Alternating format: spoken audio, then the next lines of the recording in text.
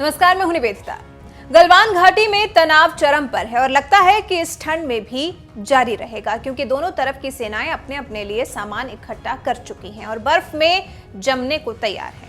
इसके साथ ही साथ लगभग 10 राउंड से ज्यादा बार दोनों देशों के कमांडर बैठकें कर चुके हैं, लेकिन इस समस्या का कोई हल नहीं निकल सका है। इसी बीच डीआरडीओ और एचएएल भारतीय सेना की ताकत बढ़ाने में लगे हुए हैं। इसी बीच हिंदुस्तान एरोनॉटिकल लिमिटेड ने इंटरमीडिएट जेट ट्रेनर विमान को भारतीय वायुसेना को देने की तैयारी शुरू कर दी है, क्योंकि एचएएल ने स्पिन टेस्ट करने के बाद वायुसेना को सौंपने का फैसला लिया है। रक्षा मामलों के जानकारों की माने तो स्पिन टेस्ट का मतलब होता है किसी भी एयरक्राफ्ट का फ्लाइंग टेस्ट में पास होना।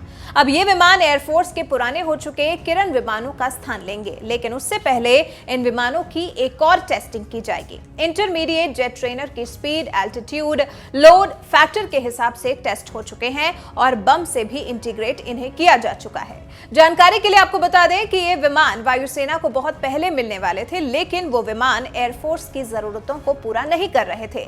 उसके बाद फिर एचएएल ने इन विमानों में संशोधन कर एयरफोर्स की जरूरतों के हिसाब से विमान को तैयार किया और अब ये विमान तैयार है एयरफोर्स को मजबूत करने के लिए। यहां पर आपको जानकारी देते चलें कि ये विमान किरण को क्यों रिप्लेस कर रहे हैं, क्योंकि एयरफोर्स में जो नए ट्रेनी और प्रशिक्षु आते हैं उनको इन्हीं विमानों को उड़ाना होता है और फिर अपने हाथ खोलने पड़ते हैं। उसके बाद ट्रेनिंग में तपने के बाद इन्हीं प्रशिक्षुओं को आगे के विमान दिए जाते हैं। पहले एयरफोर्स किरण को यूज करता था, लेकिन किरण काफी पुराना हो चुका है, इसलिए उनकी जगह एचएएल के नए विमानों को शामिल किया जा रहा है। तो आप समझ सकते हैं कि कैसे भारतीय वायुसेना को एचएएल ने मजबूत किया है और कैसे वायुसेना मजबूत हुआ है।